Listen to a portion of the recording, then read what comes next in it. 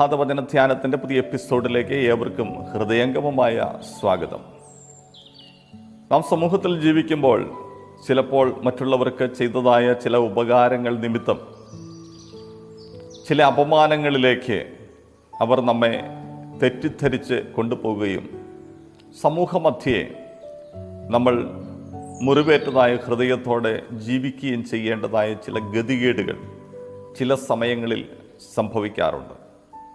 നമുക്കോ നമ്മുടെ ഉറ്റ സ്നേഹിതർക്കോ ഒക്കെ അങ്ങനെയുള്ളതായ അനുഭവങ്ങൾ ഒരുപക്ഷെ ഉണ്ടായിട്ടുണ്ടാകാം. എന്നാൽ ഭാരപ്പെടേണ്ട, ഭയപ്പെടേണ്ട, ധൈര്യപ്പെടുക. നമ്മുടെ കർത്താവ് നമുക്ക് മുമ്പേ ഇത് അനുഭവിച്ച വ്യക്തിയാണ്. നാം ഇന്ന് ചിന്തിക്കുന്നത് ഇതുമായിട്ട് ബന്ധപ്പെട്ടതായ ഒരു വേദഭാഗമാണ്. നമുക്ക് വായിക്കാം. യെശയ്യാ പ്രവാചകന്റെ പുസ്തകം 53 അധ്യായം 9 വാക്യം. അവൻ സാഹസമൊന്നും ചെയ്യാതെയും അവൻ്റെ വായിൽ വഞ്ചന ഒന്നും ഇല്ലാതെയും ഇരുന്നിട്ടും അവർ അവന് ദുഷ്ടന്മാരോടുകൂടെ ശവക്കുഴി കൊടുത്തു. ചില വർഷങ്ങൾക്ക് മുമ്പ് സംഭവിച്ചതായ ഒരു സംഭവമാണ് ഞാൻ ഇനി പറയുന്നത്.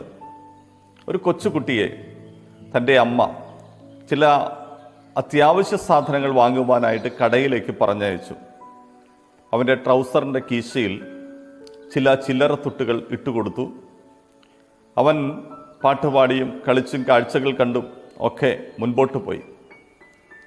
ഒരു കുളത്തിൻ്റെ അരികിലൂടെ കടന്നു പോയതായ സമയത്ത് കാൽ തെന്നി അവൻ ആ കുളത്തിൽ വീണു. അതിലെ ജോലിക്കായിട്ട് ആ സമയത്ത് കടന്നു വന്നതായ ഒരു മനുഷ്യൻ, നിഷ്കളങ്കനായ ഒരു വ്യക്തിത്വം, നാട്ടിലേവർക്കും വളരെ താല്പര്യമുള്ള ഒരു നല്ല മനുഷ്യൻ. അദ്ദേഹം പെട്ടെന്ന് കണ്ടു ഈ കുഞ്ഞ് വെള്ളത്തിൽ കിടന്ന് മുങ്ങിത്താഴുന്നത്. അദ്ദേഹം ഒന്നും നോക്കിയില്ല. അദ്ദേഹം ആ വെള്ളത്തിലേക്ക് എടുത്തു ചാടി ആ കുഞ്ഞിനെ കരയ്ക്കെത്തിച്ചു, രക്ഷിച്ചു. ആ കുഞ്ഞിൻ്റെ ആ വെള്ളം മുഴുവൻ അദ്ദേഹം ഞെക്കി പുറത്തു കളഞ്ഞു. ആ കുഞ്ഞ് ആരോഗ്യത്തോടെ എഴുന്നേറ്റ് നിന്നു. ആളുകൾ വന്നവരെല്ലാം അദ്ദേഹത്തെ അഭിനന്ദിച്ചു. അങ്ങനെ ഒരു സന്തോഷ നിമിഷത്തിലാണ് ഈ കുട്ടിയെ കാണാത്തതിൻ്റെ പേരിൽ തൻ്റെ മാതാപിതാക്കൾ ആ കുഞ്ഞിനെ അന്വേഷിച്ചു വരുന്നത്. ആ സമയത്ത് നോക്കുമ്പോൾ അനേക ആളുകളുടെ മധ്യത്തിൽ നിൽക്കുന്നു. അവർ സംഭവം അറിഞ്ഞ് ആ കുട്ടി രക്ഷപ്പെട്ടതിൽ സന്തോഷിച്ചു. എന്നാൽ പെട്ടെന്ന് ആ കുട്ടിയുടെ അമ്മ ആ കുഞ്ഞിൻ്റെ ട്രൗസറിൻ്റെ കീശയിൽ ഒന്ന് തപ്പി നോക്കി. ആ പൈസയില്ല, താൻ കൊടുത്തുവിട്ടതായ പണമില്ല. അതുകൊണ്ട് തന്നെ താൻ വല്ലാതെ പരിഭ്രാന്തിയായി. താൻ അന്വേഷിച്ചു ആരാണ് ഈ കുട്ടിയെ കുളത്തിൽ നിന്ന് കയറ്റിയത്. ആ മനുഷ്യന് അടുത്ത് തന്നെ നിൽപ്പുണ്ട്, തന്നെ അഭിനന്ദിക്കാനായിരിക്കും വരുന്നത് എന്ന് കരുതി താൻ പുഞ്ചിരിയോടെ നിൽക്കുന്നതായ സമയത്ത് ആ അമ്മ ചോദിച്ചു, ഈ കുട്ടിയുടെ ട്രൗസറിൻ്റെ കീശയിൽ കിടന്നതായ കാശെവിടെ? ആ മനുഷ്യൻ പെട്ടെന്ന് വല്ലാതെയായി. അദ്ദേഹം പറഞ്ഞു, ഞാൻ കണ്ടില്ല, ഞാൻ ഈ കുട്ടിയെ മാത്രമേ കണ്ടുള്ളൂ. അതുകൊണ്ട് എടുത്തു ചാടി ആ കുഞ്ഞിൻ്റെ ജീവൻ രക്ഷിക്കുക എന്നുള്ളതായിരുന്നു എൻ്റെ ഏറ്റവും വലിയ കാര്യം. ഞാനത് നിർവഹിച്ചു കഴിഞ്ഞു. ചില ആളുകൾ പറഞ്ഞു, ഇവനെ പോലീസ് സ്റ്റേഷനിൽ കൊണ്ടുപോയി നന്നായി കൈകാര്യം ചെയ്താൽ സത്യം പറയും. ആ മനുഷ്യൻ പോലീസ് സ്റ്റേഷനിലേക്ക് കൊണ്ടുപോകപ്പെട്ടു.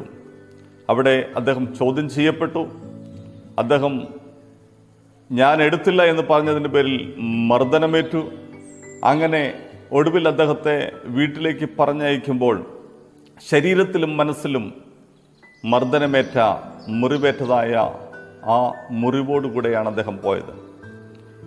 അപമാനഭാരത്താൽ ആ നിഷ്കളങ്കനായ മനുഷ്യൻ തൻ്റെ ജീവൻ ഒടുക്കി. പിറ്റേന്ന് രാവിലെ ഇടവഴിയിൽ നിന്ന് ആ കുഞ്ഞിൻ്റെ ട്രൗസറിൻ്റെ കീശയിൽ നിന്ന് ചാടിപ്പോയതായ പണം ആ കുട്ടിയുടെ പിതാവിന് തന്നെ കിട്ടി. ആ അമ്മ പരിശോധിച്ചപ്പോൾ ആ കീശയുടെ വലിയ ദ്വാരം കാണുവാനും ഇടയായി. പ്രിയമുള്ളവരെ, ഇതുപോലെയാണ് നിഷ്കളങ്കരായ പല ആളുകളും സമൂഹമധ്യേ അപമാനിക്കപ്പെടുന്നത്. നമുക്കോ നമ്മുടെ ഏറ്റവും വേണ്ടപ്പെട്ടവർക്കോ ഇതുപോലുള്ളതായ കാര്യങ്ങൾ സംഭവിച്ചിരിക്കാം. നമ്മളെ കുറ്റവാളിയെന്ന് വിധി എഴുതിയവർ, അതെ, അവരന്നും എന്നും ഒന്നും സംഭവിക്കാത്തതുപോലെ ജീവിക്കുന്നുണ്ടാകാം. എന്നാൽ സർവശക്തനായ ദൈവം ഇത് കാണുന്നുണ്ട്. അതിന് അവർ മറുപടി പറഞ്ഞേ തീരൂ.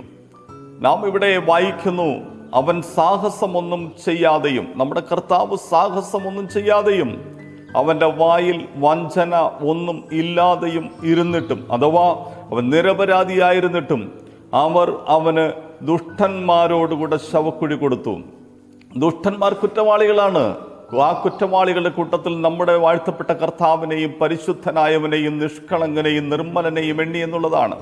അതെ, നമുക്ക് മുമ്പേ നമ്മുടെ കർത്താവ് വഴിയെ കടന്നുപോയതാണ്. അതുകൊണ്ട് ഭാരപ്പെടേണ്ട, ധൈര്യപ്പെടുക. കർത്താവ് നമ്മെ ഓരോ ദിവസവും ബലപ്പെടുത്തും. പരിശുദ്ധ ദൈവമേ, അങ്ങയുടെ ജനത്തെ അനുഗ്രഹിക്കുന്നു. അനുഗ്രഹ വിഷയമാകട്ടെ. ഈ പ്രഭാതവും പകലും അവർക്ക് ഒരുപോലെ അനുഗ്രഹമായി തീരട്ടെ. യേശു ക്രിസ്തുവിൻ ധന്യനാമത്തിൽ തന്നെ. ആമേൻ. God bless you.